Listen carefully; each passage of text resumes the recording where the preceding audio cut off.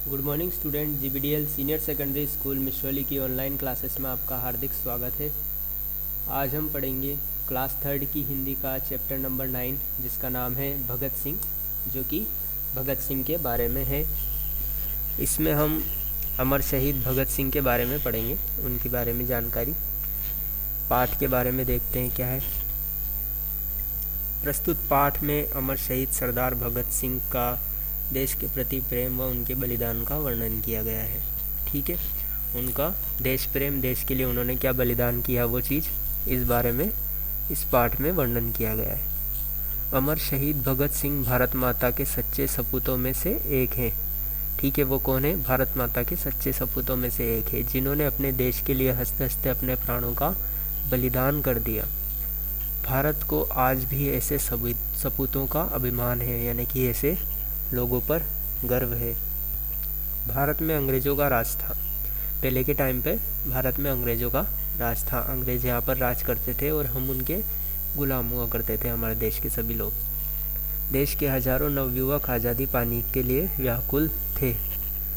देश के हजारों नवयुवक क्या थे? आज़ादी पाने के लिए व्याकुल थे, है ना। व्याकुल यानी चिंतित, परेशान या फिर इच्छा रखना, इस तरह की।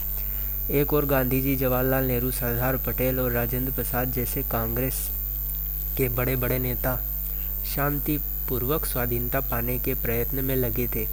वो कैसे चाहते थे शांतिपूर्वक स्वाधीनता मिल जाए हमें, कि शांतिपूर्वक हमें आज़ादी मिल जाए, इसका वो प्रयत्न कर रहे थे।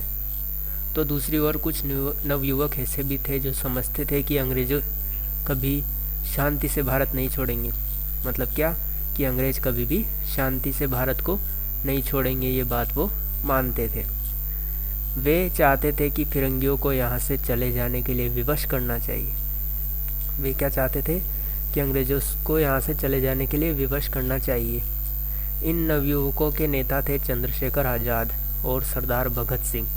ठीक है, इनकी एक अलग पार्टी हुआ करती थी, है ना, जो इस तरीके से विरोध करने में विश्वास रखते थे कि अंग्रेज़ों को यहाँ से भगा देना चाहिए। वो शांति से नहीं जाएंगे, उनको परेशान करना होगा। तो नवयुवकों के इनके नेता थे चंद्रशेखर आज़ाद और भगत सिंह। सरदार भगत सिंह का जन्म 28 सितंबर 1907 में लायलपुर, पंजाब में हुआ। लायलपुर नाम का एक गाँव है पंजाब में, वहाँ पर 1907 में 28 सितंबर को सरदार भगत सिंह का जन्म हुआ था। भगत सिंह के पिता सरदार किशन सिंह, उनके पिताजी सरदार किशन सिंह, और दो चाचा अजीत सिंह और स्वर्ण सिंह अंग्रेज़ों के खिलाफ होने के कारण जेल में बंद थे। कौन कौन? उनके चाचा अजीत सिंह और स्वर्ण सिंह अंग्रेज़ों के खिलाफ, है ना, होने के कारण जेल में बंद थे। जिस दिन भगत सिंह पैदा हुए उसी दिन वे जेल से रिहा हुए थे। जिस दिन भगत सिंह पैदा हुए थे उसी दिन वो जेल से रिहा हो पाए थे। चलिए आगे देखते हैं।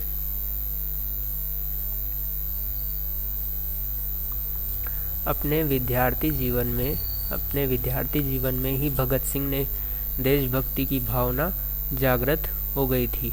देश सेवा में लगे रहने के कारण ही उन्होंने विवाह करने से भी इनकार कर दिया था। उन्होंने मना कर दिया था कि वो विवाह नहीं करेंगे। उन्हीं दिनों उन्होंने युवकों का एक दल बनाया, जिसका नाम उन्होंने नौजवान भारत सभा रखा। उन्होंने एक दल बनाया कुछ युवकों के साथ, अपने साथियों के साथ, जिसका नाम था नौजवान भारत सभा। भगत सिंह ने इस सभा के नौजवानों में देशभक्ति की भावना कूट कूट कर भर दी। ठीक है, उनको सबको देशभक्ति उन्होंने सिखाई और देशभक्ति के लिए उन्होंने प्रेरित किया। भगत सिंह ने अंग्रेज़ों को डराने धमकाने के लिए और उनके प्रति अपना विरोध प्रकट करने के लिए असेंबली में अंग्रेज वायसराय के पास बम फेंका। ठीक है, उस टाइम पर असेंबली में जब अंग्रेज अफसर कोई कानून बना रहे थे तब इन्होंने बम फेंका। धमाके की आवाज़ हुई और सारे भवन में धुआं भर गया। धमाके की आवाज़ हुई और सारे भवन में क्या हो गया? धुआं भर गया। भगत सिंह चाहते तो वायसराय की हत्या कर सकते थे, पर उन्होंने ऐसा नहीं किया। वो चाहते तो वायसराय को मार सकते थे वहीं पर उन्होंने ऐसा नहीं किया। वे चाहते तो भाग सकते थे और कोई उन्हें गिरफ्तार नहीं कर सकता था, पर भगत सिंह हंसते हुए वहीं खड़े रहे। ठीक है, वहाँ पर खड़े रहे। वे तो अंग्रेज़ सरकार को चुनौती देना चाहते थे कि हम सब कुछ कर सकते हैं। उन्हें गिरफ्तार करके उन पर मुकदमा चलाया गया। उन्हें फांसी की सज़ा भी सुनाई गई। उन्हें क्या सज़ा सुनाई गई थी? फांसी की सज़ा। अंग्रेज़ सरकार को भय था कि भगत सिंह को फांसी देने से उस दिन कोई उपद्रव खड़ा हो सकता है, इसलिए उन्होंने एक दिन पहले ही 23 मार्च 1931 को उन्हें फांसी पर लटका दिया। ठीक है, तो अंग्रेज़ सरकार ने उन्हें फांसी देने का निर्णय लिया, पर उन्होंने सोचा कि जनता इसका विरोध करेगी, इसलिए उन्होंने एक दिन पहले ही 23 मार्च 1931 को उन्हें फांसी पर लटका दिया। जब भगत सिंह को फांसी के तख्त की ओर ले जाया जा रहा था तो सिर सीना ताने हुए वे मुस्कुरा रहे थे।